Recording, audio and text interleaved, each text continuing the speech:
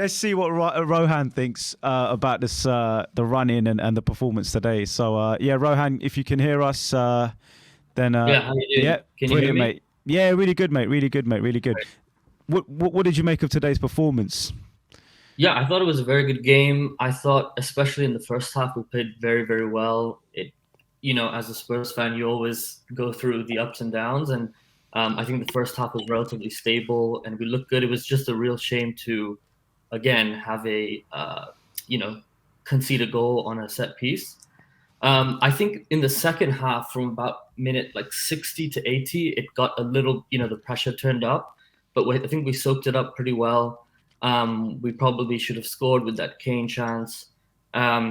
But then after when Son scored, then that was it, game over. And I thought that this was one of our better performances of the season under Conte. But it's looking now like the spine is extremely strong, right? So our three at the back, Bentancur and Højbjerg, it's a great partnership. Our front three, obviously, it's just the wings that is lacking. But I think that'll just have to be something to solve next season. The only thing I'm a bit worried about is if we get injuries, then I think big problems arise, because we are really relying on this same starting 11, which is fine. I think if one of our front three got injured, we would, Lucas and Bergwijn could come in, but that would make things a lot more difficult, in my opinion. Yeah, how do we reintroduce Lucas back into the team? Because there's been quite a few fans saying he's a workhorse, and he's definitely got something to give to this system, to this team. Do you agree with that, or do you think you just keep going with what we're doing with Kulusevski up there and just keep the same team and just bring him off the bench? I mean, are you someone who would change it up now or stick to what we're doing? No, I think I would stick to what we're doing, but I think you'd have to bring him on off the bench earlier against teams who are playing in a really low block.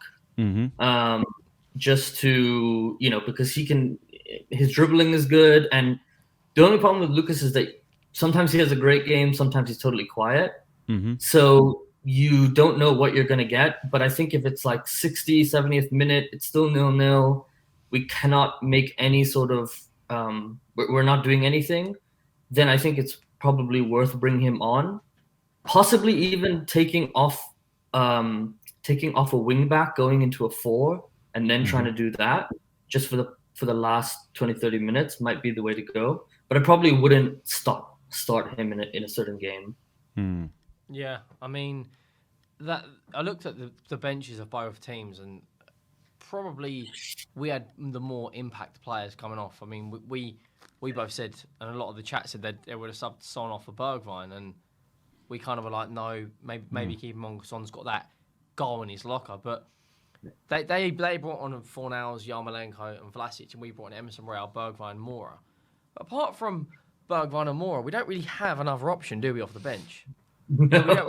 We don't. It's always the same sub. It's always, Son for Bergwijn, Moura for Kulusevski. Yeah.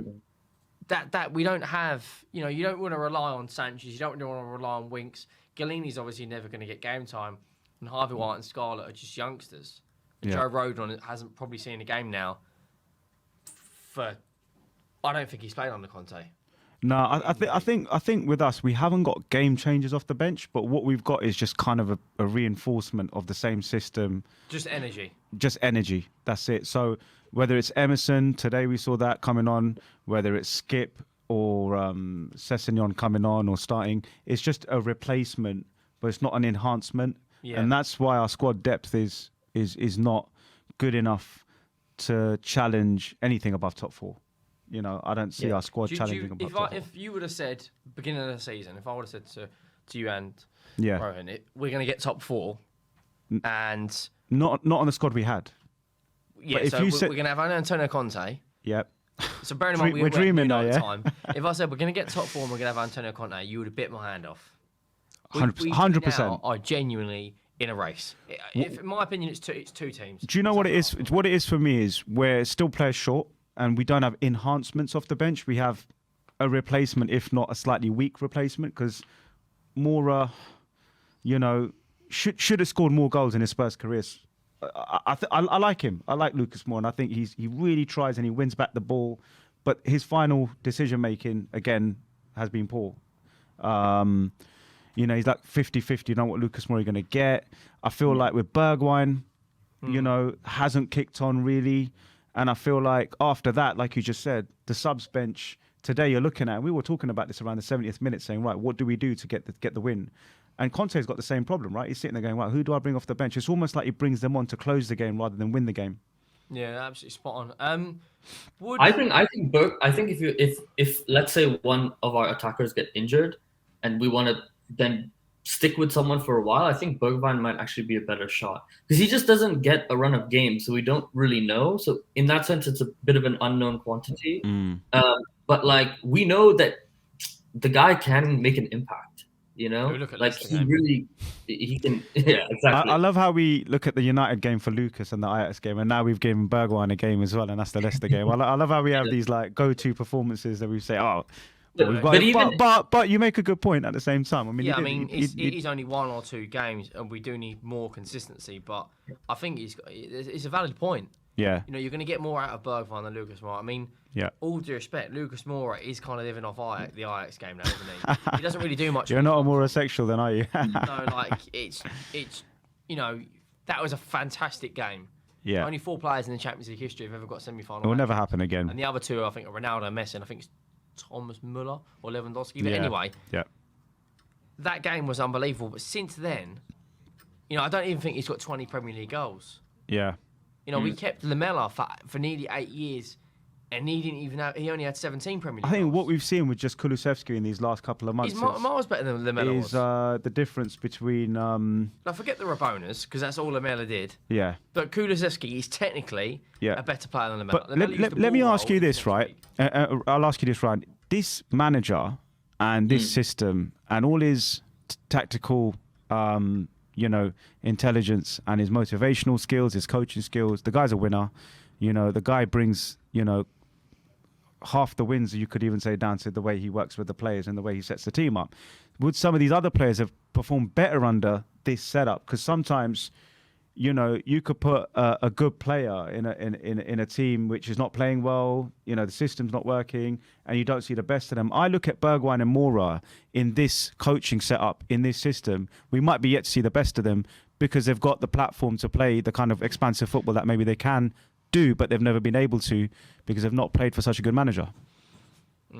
Yeah, I think that's a good point. I think that again, we just haven't really seen them enough to know. Lucas, we've seen a bit more of, and I would actually have thought that Lucas would have played better in the system because he doesn't have to go all the way out to the flanks, right? He can kind of play as a number 10, the sort of 2 number 10. But I don't know. I didn't really see much of Lucas. Bergwijn, again, you know, with obviously Leicester, right? But I think we shouldn't forget about playing against West Ham in the Carabao Cup. I thought he was really good in that game. You know. But yeah, I mean, there's no doubt that so many of our players look better under Conte. Yeah, and exactly. You know, it's like these players that we had Doherty. I mean, I don't know. I'm still very reserved about that. Yeah, I think going backwards. We can also say that Doherty's had like 2 good games. You know. But he looked absolutely done and out before Conte. So so it was like the worst player I've seen in my life. So I think we have to give you got to give him credit. You got to give him credit, and we've got to give the thing is Bergwijn's been huff and puff. Lucas Moura's been here a long time now. You almost think, do you give them one more season at Spurs under this consistent? Finally, we've got some rhythm and momentum, right? And you keep Conte. Well, hopefully we keep Conte into next season, and you keep them as squad players, or do you think? Like I think keep Bergwijn because he's still younger and we don't know where he can go. Lucas is how old is he? Like 29 or something? 28, 29. 28. Yeah. He also like might want to leave, and I think he could rip up another league. I think he could absolutely rip up another league. Yeah. Back to the French league, I think he'd do quite well. He'd do amazing. Yeah. But I think all the credit goes to Conte into this, and we don't even know the limits on some of the players, which is great.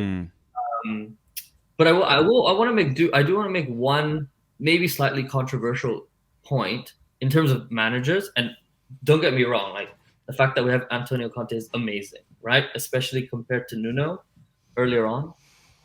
But I do think in some ways that Nuno was a bit set up to fail, in the sense that he really was basically pressured to not play three at the back, right? Like, because everyone was like, oh no, we need an attacking manager, we need Spurs DNA. Levy was only convinced because Paratici showed him you could do four at the back. I mean, I actually think that in the beginning, Nuno should have actually done a three in the back, and he should have got signings that facilitated that formation. So not someone like Emerson, who I actually don't mind that much, but he's not a wing back. So I think Nuno should have done that. And if we sacked Nuno but had bought in better players for the system, then that would even be better. But I know that's slightly digression. I mean, not long ago we had Dele Alli. Seems like a distant memory Can't now. even get a game at Everton now. Yeah, we had Tanguy, throw your toys out the pram. We had Lo Celso, that's it, who either in the treatment room or frustrating as well. And previous managers have had to deal with these bad apples.